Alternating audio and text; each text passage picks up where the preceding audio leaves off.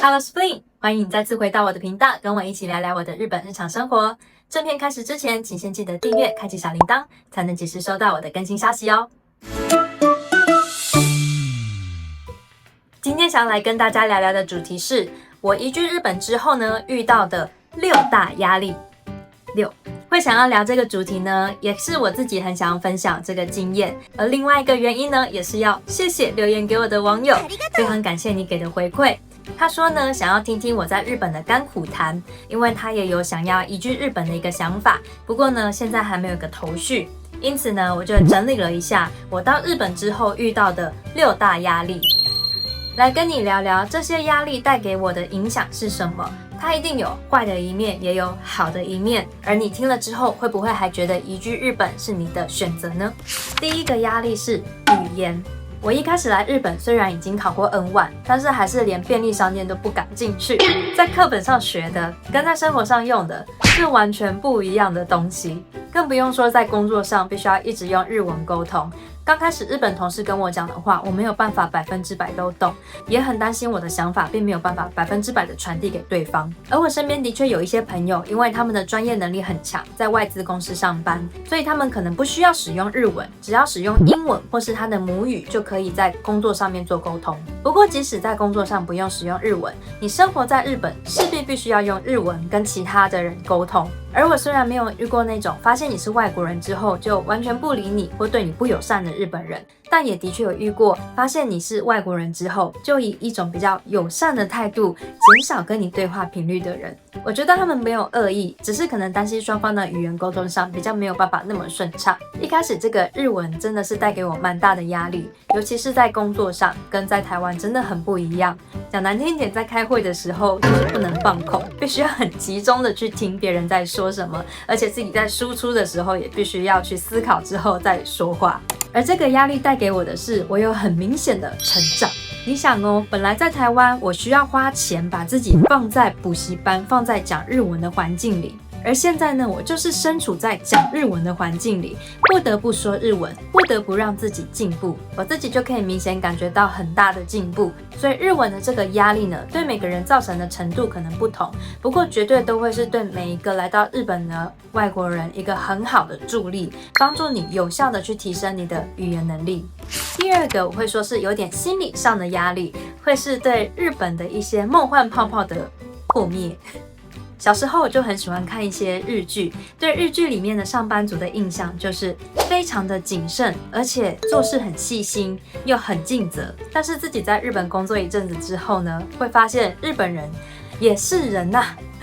只要是人里面一定会有偷懒的人，不是那么负责的人，不是那么认真的人。因此在前面几年我发现到也是有日本人做事不那么样尽责的时候，的确就是有幻灭了一些。另外是对日本的干净程度也是有一定程度的破灭。我住在高田马场，已经不知道看过多少次老鼠就直接在街上跑，或是在车站里面跑。还有呢，星期五晚上就会看到路边很多醉汉躺在他们的呕吐物旁边。再来就是电车真的没有那么准时，尤其是上班时间，我几乎每天都会遇到电车延迟。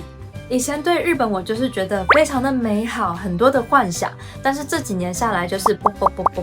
破了很多的泡泡。不过很多泡泡它依然坚持在那边，就像是日本的厕所永远都让我很放心，很干净。还有虽然我刚刚说到有一些日本人他们会偷懒啊，不尽责，但大部分的日本人真的还是像日剧里面描述的那样，尤其是日本大多数的服务业，我真的很敬佩他们，他们对客人的态度真的是没话说，那真的就是敬业。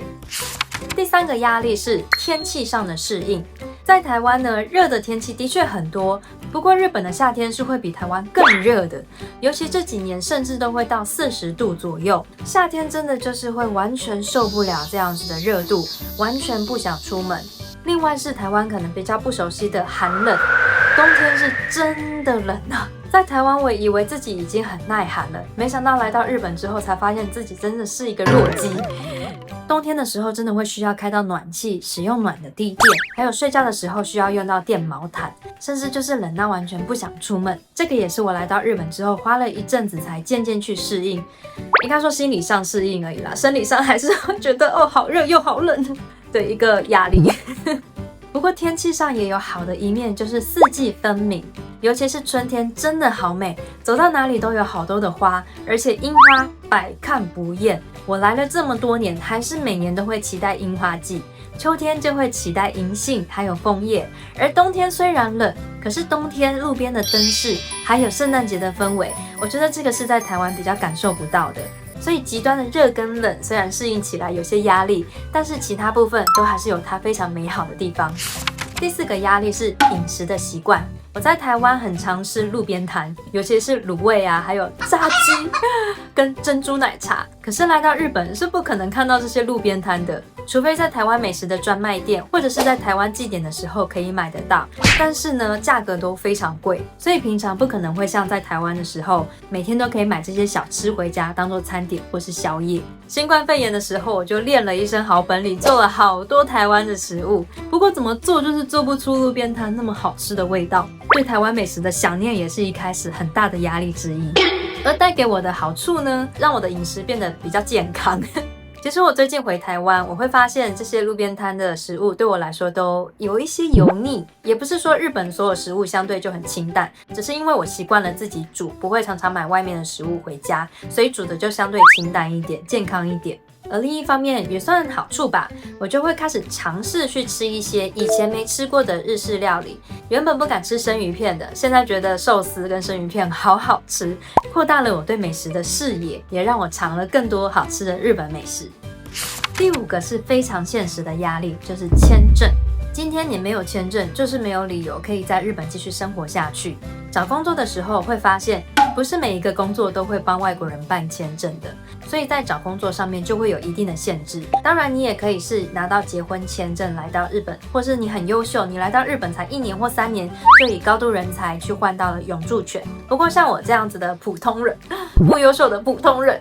就是必须工作到一定的年限，像我需要10年才能够去换到永住。在拿到永住之前，我要转职就必须要去考虑下一份公司他会不会颁给我签证，甚至说我如果想休息一阵子，我也必须要考虑说我的签证要到期了没，必须要先更新到签证，才能够考虑是不是可以辞职一阵子，让自己休息一下。我身边有很多朋友都是因为没有办法更新到签证而被迫需要回去台湾，因此签证我觉得不只是我，是对每一个来到日本的外国人很大的一个压力来源。而它带给我的好处是，我有一个目标，常常我就会想说，哦，我就剩几年我就可以换到永住了，也会回去算说，哇，我很努力了工作这么多年。因此它对我来说虽然是一个压力，但也是我一个中长期的一个目标。当我拿到了这个永住的时候，我会想要帮自己庆祝一下，很棒，我终于努力拿到永住了。而最后一个压力是没有办法经常跟亲朋好友见面。我刚来到日本的时候，坐在我的衣橱前面开始流泪，然后想说自己到底在干嘛。那个时候在日本没有朋友，跟家人又距离很远，就是一个单打独斗的状态在日本。如果你也跟我一样是跟家人或是朋友的关系比较亲近的话，刚开始来到日本，这个会是一个蛮大的心理压力。尤其是新冠肺炎那几年没有办法回到台湾的时候，真的是好孤单啊。即使那时候已经在日本有自己的生活圈，还是因为距离上没有办法跟家人实体见面，而心里会感觉到很难过。我常常都会算说啊，我每年只能回去个2-3次的话，我只能再喝几次我爸帮我泡的咖啡。加上如果你跟我一样比较不是那种很勇于去交朋友的人，那么在这边要扩展生活圈，一开始也是挺困难的。不过也不用担心，过了一阵子之后呢，你一定是可以发展出自己的生活圈的。毕竟你可以找到工作，有工作上的伙伴，还有可以多去参加一些你自己有兴趣的社团。渐渐的，你是可以在这边建立你的生活圈的。而对我来说，虽然跟家人保有一定的距离，不能经常见面，可是当他们来日本玩的时候，我就是一个在地的导游，可以给他们依靠。而且他们来东京的话，还可以住在我家，我们就可以省下很大的一笔住宿的费用。因此熬过一开始的那一段煎熬期，我相信一切会越变越好的。以上就是我分享6个我来到日本之后感受到最大的压力，里面有阻碍你来日本发展的理由吗？还是有其他阻挡你的因素吗？欢迎留言告诉我。如果我也有遇过这样的经验，我会分享给你我是怎么样去突破他们，或是持续在跟他们奋战中。如果你也想要移居日本的话，听听我的经验或是其他网络上人的分享都是非常好的做法。不过我会说，你要做了才知道适不适合你。如果你有想法却一直没有行动的话，我建议你可以先列出来，到底是什么在阻碍你？是担心语言问题吗？那就像我刚刚说的，把它练好，或是来这边逼自己练好。我是非常没有语言天分的人，都可以活到现在，所以不用担心，你一定可以办得到。还是你担心会跟家人朋友保持距离呢？的确，心理上会有些孤单，可是你很有可能会成为他们来日本玩的依靠哦。或是你担心钱不够吗？那么你可以先尝试在台湾找工作。现在线上的面试这么流行，所以机会一定是更多的，勇于尝试看看。以上我说的这些压力，再加上工作啊、生活上的压力，有好几次都把我逼到桌子底下痛哭失声，而我都还是很努力的爬出来了。我真的是一个很普通的普通人，连我都做得到，我相信你一定可以。跟你分享一件事，我从小学开始就梦想自己会讲日文，在日本生活，在日本工作。而有一天我去换签证的时候，搭着电车，我看着窗外的樱花树，然后听着小时候听的一些音乐。当下我突然惊觉到，我正在过着我梦想中的生活耶。那一刻，我非常感谢自己熬过了那6大压力，熬过了其他许许多多的压力，这一切都是值得的。我的能力有成长，我的视野有拓宽，更重要的是，我活出了我的梦想。所以，如果你今天也有移居日本的想法，或者移居任何其他世界国家，或者是其他任何有你想要做的事情，我就是强烈建议你要试了才知道，勇敢踏出那一步，千万不要小看你的适应能力以及成长力，我相信你一定做得到，我会帮你加油。谢谢你今天陪我聊到最后，如果你喜欢今天的内容，请帮我点个赞，并且追踪开启小铃铛，我会分享更多我在日本的在地生活。那我们下次的影片再见啦！ありがとう。